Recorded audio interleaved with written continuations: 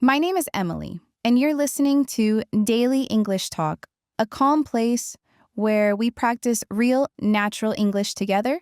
And today, we're talking about something very simple, very everyday, but incredibly important if you want to sound confident in English: how to talk about your weekend, and how to answer one of the most common questions in daily life. How was your weekend? This question may sound small, almost too simple, but it is one of the first questions people ask each other, especially on Monday mornings, and how you answer it can shape the whole conversation, your confidence, and even how people feel around you. Very often, English learners understand the question perfectly, but inside their head, everything stops for a second. They start translating, thinking about grammar, thinking about mistakes, and suddenly, a very easy question feels stressful. And my goal today is to remove that stress.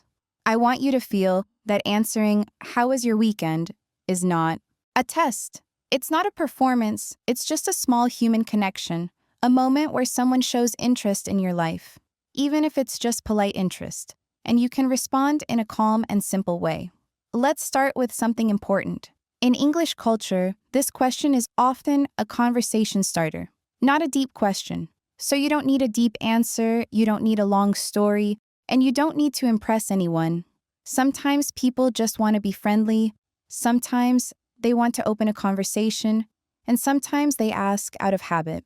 And all of these situations are completely normal. That's why a short but complete answer is usually the best choice. Something that sounds natural, open, and easy to continue if needed. Most of the time, when we talk about the weekend, we are talking about the past, because the weekend is finished. So the main tense we use is the past simple. And this makes weekends a perfect topic to practice talking about the past without pressure. The past simple is used for finished actions in the past, and weekends are clearly finished. So we can say things like, I worked, I rested, I studied, I watched TV, I went for a walk, or I stayed at home. These verbs are very common, very useful, and very safe. And you don't need advanced vocabulary to sound natural. One thing I want to emphasize is that you do not need an exciting weekend to have a good answer. Many people think their weekend is boring, but boring weekends are actually the easiest to talk about in English. For example, saying, "It was quiet, I stayed home and relaxed," is a perfect answer.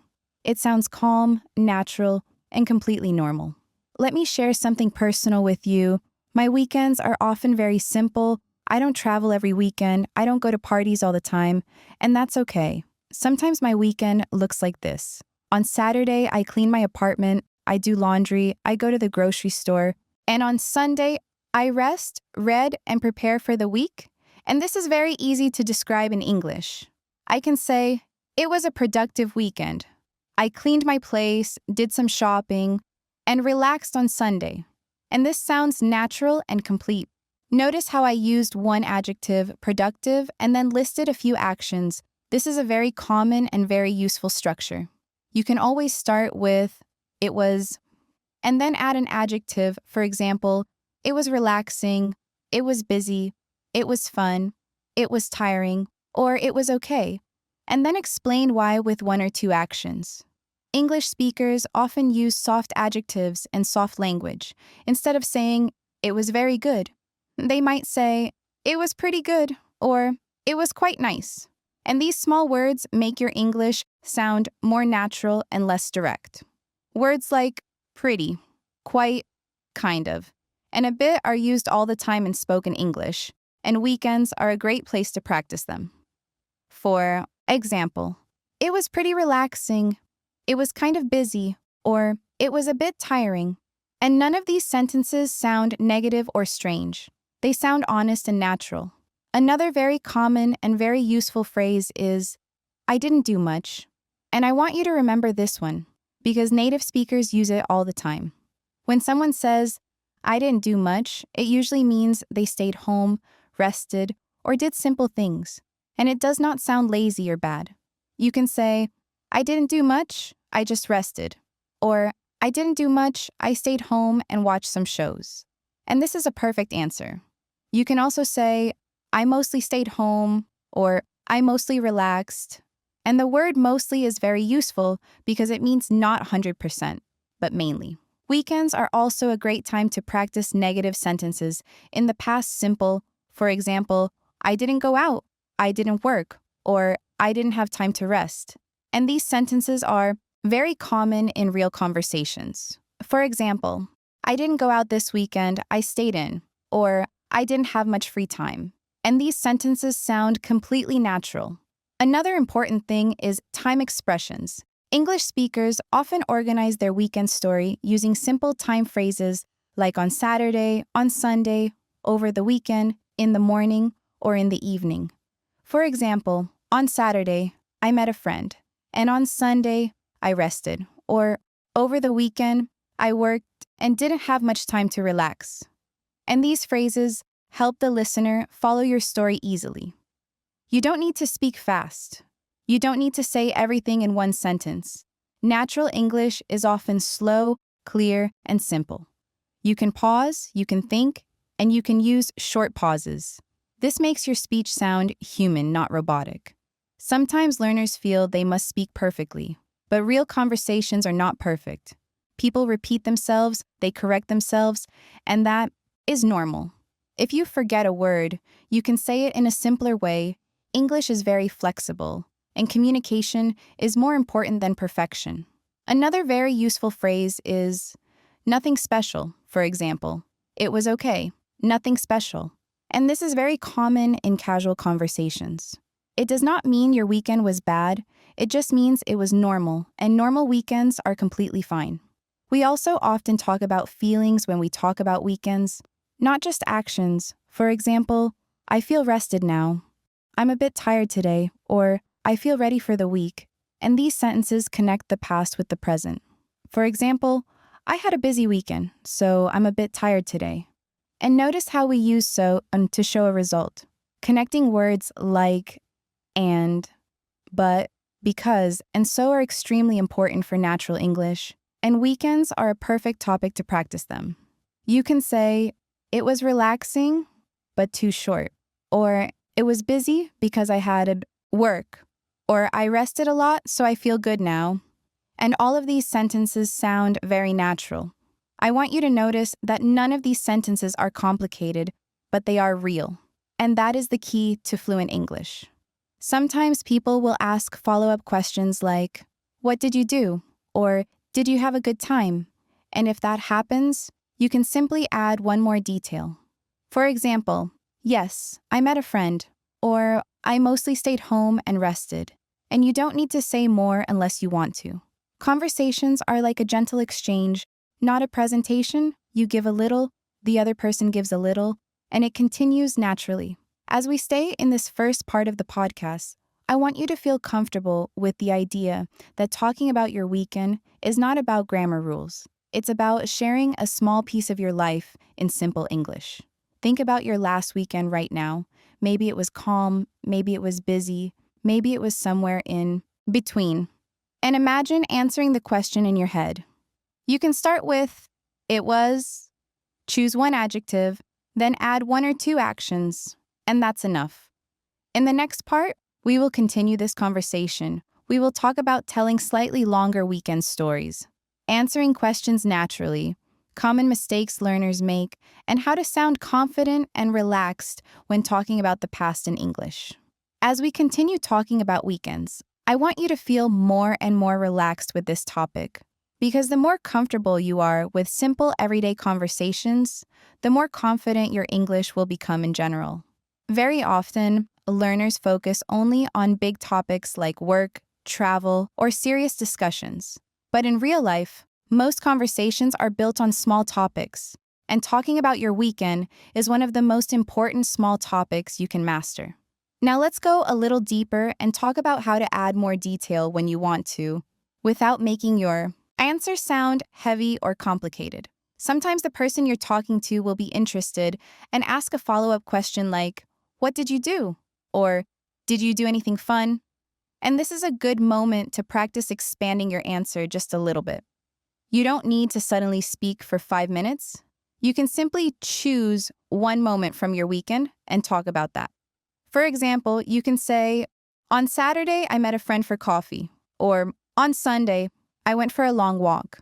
And that's already enough detail. Notice how we often choose one day, Saturday or Sunday, and focus on that instead of trying to explain everything. English speakers do this naturally. They don't tell the full story of the whole weekend. They just pick one or two moments.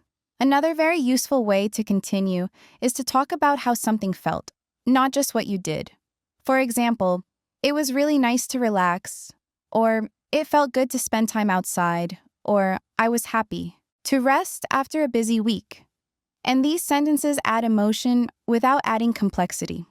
Adding feelings is a great way to sound more natural because real conversations are not just about actions, they're about experiences. You can also talk about small problems, and this is completely normal too. For example, I wanted to rest, but I had some work to do, or I planned to go out, but I stayed home instead. And this kind of honesty makes your English sound very human. Let's talk a little about storytelling, because sometimes people want to tell a short story about their weekend, and this doesn't mean a long story, just a simple sequence of events. A very easy structure you can use is first, what you planned, then what happened.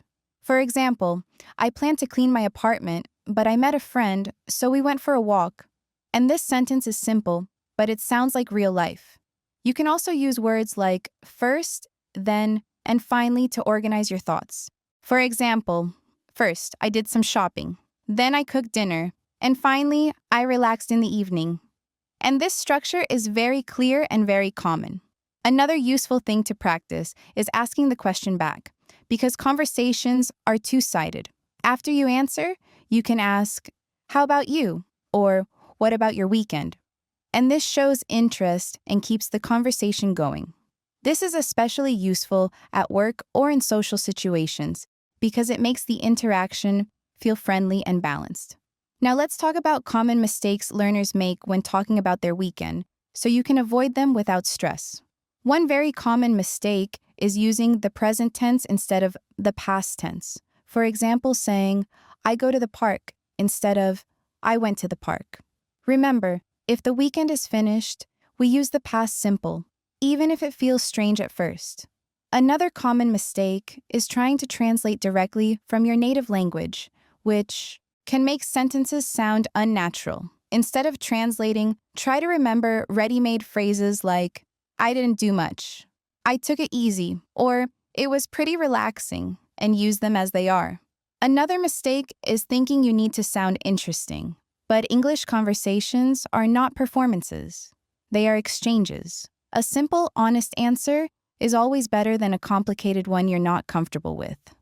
I also want to talk a little about confidence. Because confidence is not about perfect grammar, it's about feeling calm when you speak. If you speak slowly, clearly, and with simple words, people will understand you, and that understanding builds confidence. When you talk about your weekend, you are talking about something you know very well, your own life. So this is actually a safe topic. Even if you make a mistake, it doesn't change the meaning, and most people will not even notice. Let me share a little bit from my own life again, because I want you to see that simple weekends are completely normal. Many weekends, I don't travel, I don't do anything special. I wake up without an alarm, make coffee, read a little, maybe go for a walk, and prepare for the next week. And when someone asks me about my weekend, I don't feel pressure to make it sound exciting. I just say, "It was nice and quiet. I rested and spent some time at home." And that's enough. Sometimes I add, "I needed it," because rest is important. And that sentence feels very honest. English is full of these small, honest sentences, and they are much more useful than complex structures you rarely use. Talking about your weekend is also a great way to practice listening. Because when others talk about their weekend, you can listen for verbs, time expressions, and feelings. You might hear sentences like, "I had a long weekend," "I caught up on sleep," or "I spent time with family," and these are all very common expressions. The more you listen, the more natural your own answers will become. Now I want you to imagine a future situation. It's Monday, someone asks you, "How was your weekend?" And you don't panic, you smile, and you answer calmly. You say one adjective, one or two actions, maybe one feeling, and you feel comfortable. That moment is not about perfect English, it's about connection. And that's what language is really for. Before we finish today, I want to remind you that learning English is a process, and every small conversation helps. Talking about your weekend may seem simple, but it builds the foundation for more complex conversations later. So be kind to yourself, allow yourself to speak simply, and trust that your English will grow with time and practice. If you enjoyed this episode and you want more calm, natural English speaking practice like this, please subscribe to Daily English Talk. By subscribing, you support the channel and you give yourself regular English practice with real-life topics. Thank you so much for spending this time with me. Keep practicing, keep listening, and I'll see you in the next episode.